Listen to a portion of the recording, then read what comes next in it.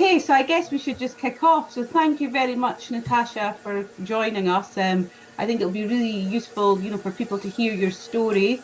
So this is Natasha Skult, who is from Finland. She's CEO and creative director of MyTale. So maybe in this session, we'll probably explore a little bit around what that MyTale company does.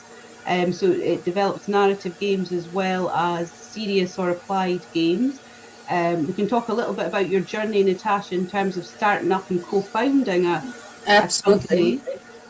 Games education in Finland, and you're involved actively in a lot of community initiatives. So I think it would be good to hear a bit about that. So maybe the first thing just to kick off with is a bit about the company that you co-founded. What does it do, and how long has it been running?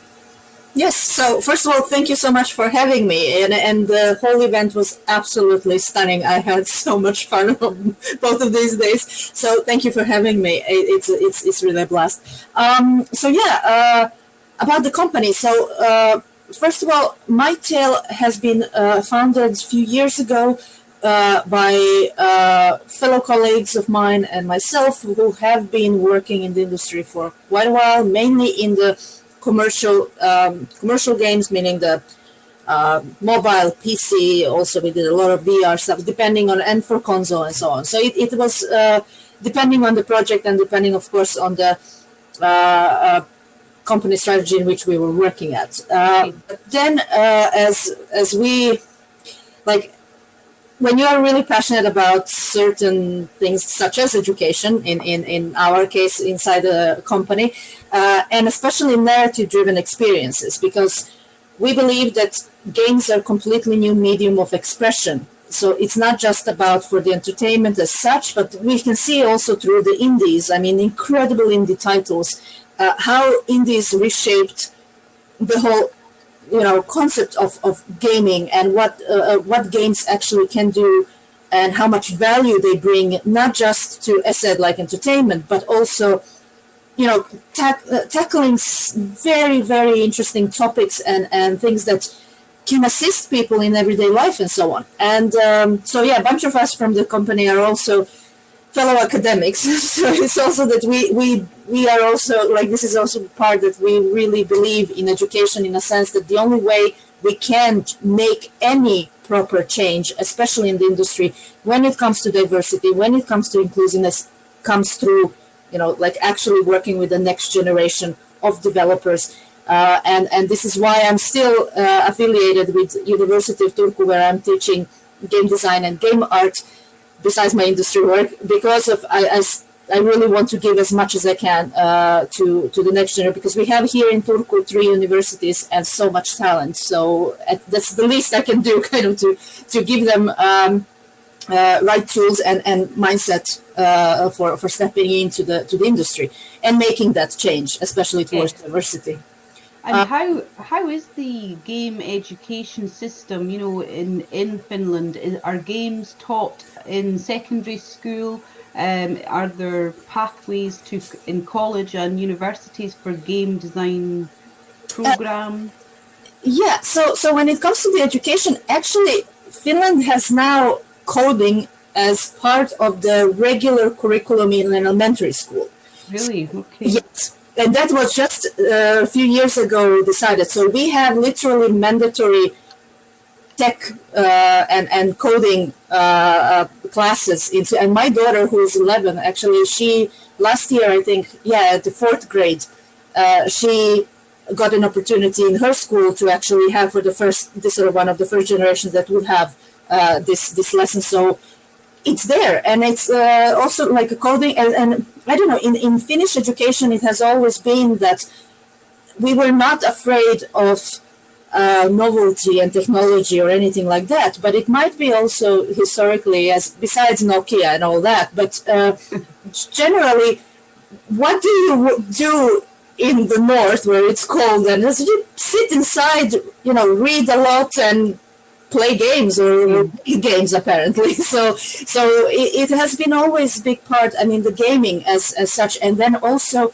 assembly, if you might have heard of that event in Helsinki. So it's like a LAN party, which also has a lot of amazing activities inside the event for the youth, especially.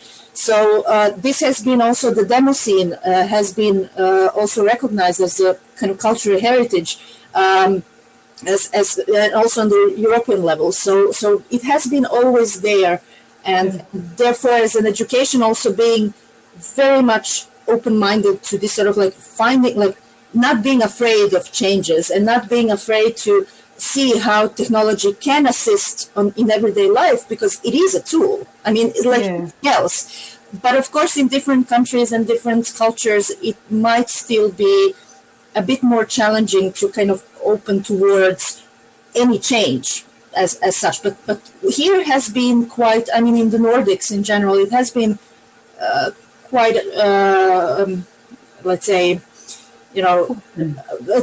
open and kind of like forward towards sort of trying out, because that's you have to try to see does it work or not.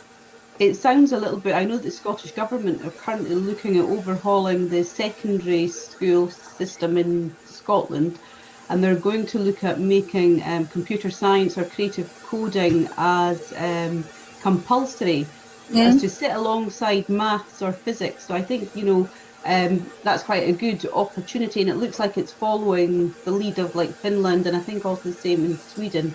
Yes. That's a very interesting observation. I guess the other thing then is around, your company's been involved in a lot of different gamified solutions and narrative experiences. Maybe just can you talk a little bit about what makes a project or a problem good for gamifying? And what do we mean by gamifying? Yes, there is definitely needs to explain a few things, but just also to make very clear about the company, because it's not just like, oh, we made a company and now we are, floating, because we are all, as mentioned, we are old. We have been in the industry. We have families, bank loans and everything. So it's not just for the creative side, we must also make sure that we are sustainable. So this is kind of like really important part here, and the way how we make sure that our company is completely independent is through offering variety of services for fellow game developers, publishers, also companies outside of gaming and such, because game technology, especially with VR and AR, can offer a lot outside of gaming per se. So for architects, for different marketing purposes, for like and so forth. So we do a lot of these in order that we are able to actually self-finance our PC, mobile titles, and everything that we want to develop forward. So the narrative side. So this is the thing, as we have been working a lot with investors, publishers, and so on in the past, we know that no matter what publishers and investors say that they want novelty, they don't. They want something is already proven to make money, because they want money back as soon as possible. That's business, and that's it. So that's the that's the core of it. And yes, nobody knows what's the next big thing. Even if they say they know, that's a lie. Nobody knows what's the next big thing in the market. So that's again the thing that so what we realized, that if we really want to experiment to see what gaming technology can actually do, especially for the narrative driven experiences, because that's where we are, our lead game designer is also has a PhD in English literature, and we have this so a lot of us is also involved with the research when it comes to semiotics, visual narrative as from the traditional point of view. So now how to utilize that with the interactivity that games give. And this is where we realize that no, if we really want to go this sort of like really see the boundaries, see what works, what doesn't, and share that with the world, because why not? Or more like academic side, that you try, you see, and then even if it fails, so what? You make an article, you talk about it, you share your experience. Maybe someone else in 5-10 years will actually make something out of it and succeed in that. So this is kind of the attitude we have. And that's the thing. The only way we can do is to go fully rogue and indie, because like if we can, we finance our own experiment, and then if it goes well, great. If it doesn't, that's fine. But when it comes to the gamified solutions, now that's a different thing. With creating gamified, any kind of gamification or applied game or applied solution, depending now who wants to call it what. Well, first of all, there's a lot of misunderstanding what gamification really is. And so who are the people who are designing or developing gamified solutions? So definitely, so in our case, and this is something that we insist when we work with our clients or partners, which I mostly refer to because it's a partnership. It's absolutely essential to have expertise and from various disciplines, depending, of course, of the project. So depending what the project needs, and what are the main aims of the final product, meaning what the users, not just the ones that order or wish to have this product, but the actual users. So it's always user-centric, and it always has to, again, follow the expert side of content. So because teachers or healthcare professionals or engineers, depending what kind of product you're creating, it must be very open and very close collaboration between these experts and then us, because in the past, and we can see that also in practice on the market, there are not that many or even any really successful serious games products as such.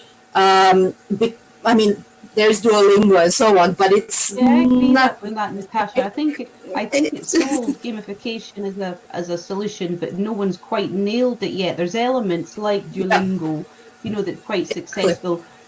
But it's interesting to kind of, acknowledge that it's maybe not appropriate for every sector and every solution. I think it's sometimes seen as a quick fix for companies to gamify their onboarding system, for example, have leaderboards and things like that, where it's maybe not wholly appropriate. But it is an area of growth as well, and not just in terms of the gamified solutions, but the work that you've talked about before, using games technology and the game engine principles for visualizing complex data, for example, visualizing oil and gas installations and other things. I think that's obviously opened up the game sector quite enormously. So I think there's still going to be a lot. Yes, please continue. I was going to say, still think there's a lot to be explored in that area, especially with what you were saying, Natasha, AR and VR. We're yet to see, VR really take off in the applied sense and in a corporate environment, probably because most CEOs don't want to put on a headset and be completely cut off from their surroundings. So I think there's an opportunity for augmented reality in that case. Yes. So speaking of actually VR, definitely VR is not yet commercial. Even that commercial for the sort of that the regular mortals are using it on a daily basis. Let's put it that way, because it is mainly used for the corporate presentation. Let's say for the fairs, for the actual presenting in the industrial setup, like you said, for example, in the sort of like presenting the maybe buildings that are for the architects or for the selling even, like apartments or whatever, services of the stuff that will come and so on. So these are the things that definitely there is money for us developers to do a lot with fellow partners when it comes to these solutions. But that's visualizations. Like, again, that's not really gamification. That's really something to, so the real thing with gamification here is that you utilize the gaming or game mechanics in the sense that, or essential parts, what makes a game, what makes the gaming experience part of something else, which either we are talking here about education, healthcare, or whatnot. So that's why it's essential that you have that, teachers or healthcare professionals are not the ones designing the content. They're not designing the gamified solution, because that's where you get kind of like a broccoli, dipped in chocolate and call it, oh, it's a chocolate. No, it's not. It's still a broccoli when you bite it. So basically, it's still the same thing, meaning like with the questionnaires or anything like that, it's kind of like just digitalizing the content from the education. It's not gamifying it. The point is that you need to have experts in the field of, let's say, if we talk about education, that you have teachers who are actually setting up where they are experts of, that they are actually saying what kind of information, what kind of level of, especially kind of the knowledge, and testing it also, like what kind of, let's say, questions they might need to see does the user actually learn or not from. Now, from the game side, we are the ones who actually tell them how to make it work, how to make it into actual that content, whatever it is, make it actual gaming experience, that you don't feel like you are literally filling in random blocks and doing pretty much anything you would do on a paper, except now, oh my, it's digital, and maybe there's a character waving at you. That's not it. So this is the and because of that, like, that's where I usually say this, because I'm certified teacher, so I can say that, I guess, but it's still bold, like, teachers should not make games, because teachers are experts in their part. But then working with the professionals from gaming side, so this is where the collaboration and a lot of listening. There has to be this mutual respect and listening, that every side says no when something doesn't work for whichever part, meaning that, let's say, for the, let's say, children, because what we had in one case, and I can tell you that with one math game that we did, which kids loved it. It was really, because it was exactly like it was a game, like, and through they figured it completely, like, without any issue whatsoever. But teachers couldn't play it because they couldn't actually play with it, because they are not given, they couldn't physically, literally press buttons as they needed, which kids had no issue whatsoever. So that's also another thing. Who is our target audience when we work on this? Because children and our, or let's say, or in this case, it was children, that basically we aim to supply the demand of what child actually wants to experience in order to get the best, like, again, and also being motivated for learning all of that, because that's the big thing here with the gamification. You are actually utilizing the part of games where failure it's just motivational tool, that, oh, I am going to try this again. Oh, I want to do this. I want to get better in this, which in real life, obviously, is not the case. Yeah, I guess. So in real life, I guess in a way you have two audiences then, Natasha. You've got the people that are going to be, engaging with the game, the kids, so you have to make it motivational, engaging, and then you've got that other requirement about it being informative and instructive that the teachers, I guess, would like. I think Charlie summed it up quite well she said, for me, I believe that the gamified elements and the educational elements must be developed together to truly make an applied game. And I guess that is that requirement is an additional burden for a game development studio, because then it means you really need to bed in and understand the problem domain, for you to come up with the solutions, because as you say, the teachers can't quite reach into that game dev space.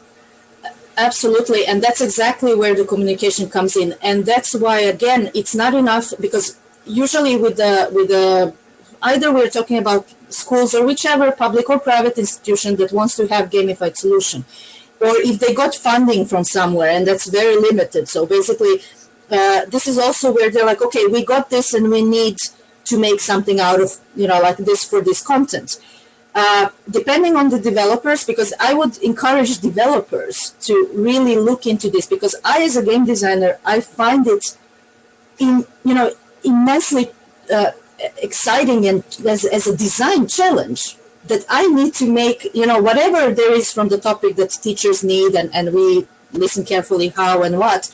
But now to make that into something that actually will be truly engaging and truly the sort of like getting that. So that's the design, which I find fascinating, and I find this sort of, I get so excited, especially if someone says, but how can you make this boring thing into exciting thing? Or especially like there are some serious stuff, let's say like fire safety or this sort of like any caches. Like, yeah, there's nothing funny about that. And we are not making funny thing about, let's say, if we are going about the fire or any accidents. But there are the ways to do, except just to like point things around and maybe, answer the questionnaire. It's like, so I find it as a design challenge, which again, knowing the other side as being a teacher as well, and the rest of the team, as said, from the academic side, we understand that side as well. But for those developers who are interested and otherwise not really understand, like, teachers are amazing to work with. Like seriously, they are. So basically, they are happy to. I mean, they work with most challenging clients when you think about their classrooms and so on. So definitely, they will like really supply whatever you need to understand better. So learn to listen. But this is something that goes with the team itself. Like you should also inside your team learn to listen, that kind of like with all the design ideas and everything else, and that you are all on the same page. So same thing here when you work with the other experts in their areas, even if you know nothing about. It's important, again, the communication must be very, very, like that's the essential part. I can tell you an example of the IBM and the quantum computer stuff that we did. That would be great. Because that's exactly here, like, I mean, that's, no matter that we all, in our team, we love physics and we love especially quantum stuff, but we do not understand even pieces, like they're not even close to obviously of what these people are creating. It's some dark sorcery there, which is amazing, and they just respect it. But then when we have to create, for example, with the black box, with the university's project QPlay, for example, which was a part with the IBM and so on, and we did VR, also AR solutions for visualization and how, and also some games, literally quantum physics-based games in VR, also WebGL and whatnot, depending on what when is needed.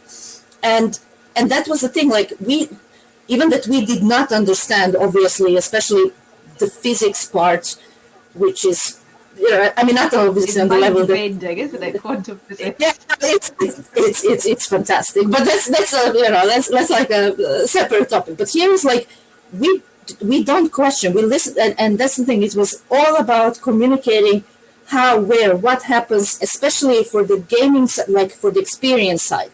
So what we did is that this game was also presented at, because it was part of the flagship, and I don't know which EU projects that are part of that.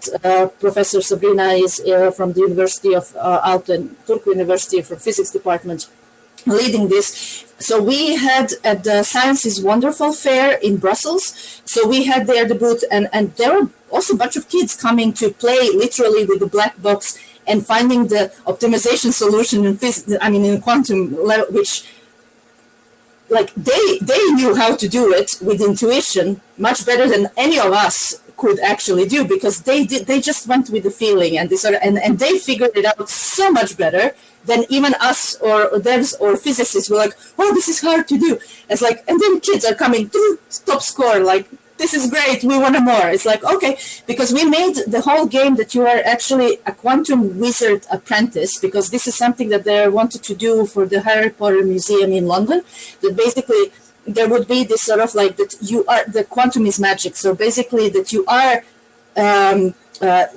playing as a wizard, learning stuff, but of course we don't have a license for Harry Potter, so it's kind of to make it into kind of this magical world. And very low poly because of that. Like, again, not to give any, not to break any IP and copyright law, but anyhow, the idea is that you are in this fantasy world, you're learning the magic of quantum, and then there are scripts and stuff and scrolls that you're going through, and then mixing, doing stuff in this wizard's desk kind of thing which is all based on physics. Like, I said, like, we don't, but visually, how the game, everything is intuitive. So there's no text, or there's no need for that. Everything had to be designed that you understand exactly visually what's happening. And currently, well, we are developing, but I hope that soon enough we can also share with the rest of the world. There is the Quantum Garden, actually, as an art project which now we are creating into the VR world. So the idea is that the singularity, so visualizing how the singularity and the other aspects of the actual state of the quantum would be, actually, how does it look, that you are inside of it. And it's so fantastic to see the progress also on a weekly basis when we actually do that, because we do additional parts, which is all obviously based on the Python code. That sounds fascinating, Natasha, and I'll love to try that as soon as it's released, so you'll need to tell me. So, I mean, it's fantastic, the range of projects that your company is working in, and, you know, I think that point that you highlighted earlier about listening is key when you're working with academics, researchers, teachers, and kids. I think it would be useful for the audience maybe to understand how my tale came into creation, and your personal journey to being a key role in that, and any advice for folks that are thinking about setting up their own company. Absolutely. What to look out for. Well, first of all, what to look about. Be ready to make all mistakes, and that's okay. Like, that's the thing. The failure and mistakes are part of everyday life. The thing is that what do you do with it? So basically, it will be hard, definitely, but you're not alone. You have your team. That's where it comes. You and your team are there, and you must be there. So in our company also, I insist that it's not even that it's my face out there, but I'm nothing without my team. I'm nothing without, we decide absolutely everything together. And yes, I will execute it if needed from the kind of CEO position, but I don't see myself at all as a boss. It's all like, we together, we will find a solution. Whatever challenge there is, or someone is like, we will figure it out together. So this is one, again, communication inside the team, essential. And inclusivity to really, even when we have interns, we insist that they also have full saying in everything. So when it comes to how to go, so my background is actually in classical arts, and as mentioned, my doctorate was in actually art history and museology, like nothing to do with games, but I was a gamer my whole life. And it was natural kind of to go to the whole game side, especially from the digital art that I have been doing with the classical hand in hand. But I would say starting an old company, just literally, if this is what you want to do it. You don't need to do it alone. Find the people that you really have possibly worked with before, or wish, or discuss this. So anyway, like-minded people that they are going to be there for you, in a sense that you are there for each other, and you are making sure that you do it together. I had privilege, again, in our 4 founders of our company, that we have worked together, so there is this already trust from before, and we have been through heaven and hell, so therefore we know how it is. But that's where it comes. But if you don't, like, just try it, and so what? Even if it doesn't work out, you can always get a job. Yeah, you have to take the leap of faith, and I think that's a good point. Now, Natasha, I know that you do loads of great work on community events and outreach, and I wouldn't want you to leave this session without plugging your up and coming W Loves Games events. I've put a link in the chat, but did you want to maybe just say a few words about it? Absolutely. So We Love Games is a one-day conference that we actually want to, again, it's same like this. So yeah, community is the main. So if you're, especially as an entrepreneur, and you want to go in there, you want to go to, this is where you are, among your people, among especially Women in Games as a amazing organization. And We Love Games is exactly kind of the event here in Finland, because there wasn't event as such. So last year was the debut of this type of event, which was, instead of, so it's not just for women, it's for everyone. So that's why it's We Love Games, as whoever feels that this is where you belong, you are most welcome. Where all the sort of like, there are no borders or boundaries in that sense, so everyone is welcome. And that event will take place now for the second time on the 16th of October, all free, online. It's free even in live in Helsinki, but just saying that sort of now we can open it for global audience, definitely more the merrier, and also looking forward to have speakers, of course, from the Women in Games, such as yourself. So I'm really looking forward to that. But yeah, so the community is a key, because no matter what happens with the market, no matter what happens with companies, I mean, companies come and go because, market still, it's not the right time, or something happened, publisher pulled the deal. I mean, it can happen anything. So, but that's the thing, companies come and go, but people stay. This is where the trust, so through the community, building this sort of trust among each other, and really knowing each other and supporting each other is the crucial thing. Because, yeah, even if now, let's say, yeah, my tail is now fine, knocked to the root, but who knows in a year or two? I mean, even if everything was like now, Corona hit, so many companies got it, but it's fine. At least in Finland, lots of people got immediately employed by, again, fellow other companies that knew and who needed extra also talent. And now there was so being open, discussing everything and sharing also all the bads, not just good, because we learn from that as well. So that's where at least community is, in my eyes, from the Finnish games industry, the biggest success. Not Supercell, and so, because of course they are, but also their successes are as well quite based on this sort of trust and community, and that's why they give a lot now back to being active with the rest of devs and being there. Yeah, I mean, I think the community events are key, and I think we talked about yesterday about having community initiatives that feed into education at different stages, which is, which kind of supplements that more traditional pipeline, which is key, so that there's entry points throughout someone's life, because, nowadays there's no single career, we're all on a lifelong learning journey, so having these interventions are great. So Natasha, as the last time, that was great chatting to you. But we better finish up. If there's any burning questions, you could maybe type it in. Otherwise, we'll call that a day and let you enjoy the next session that you're off to. And Natasha, I'll be in touch then, okay? Absolutely. And one shout out to the rest of the Women in Games ambassadors, because the amazing job they're doing globally. And thank you so much for having this program. It's absolutely fantastic. Great stuff. Thank you.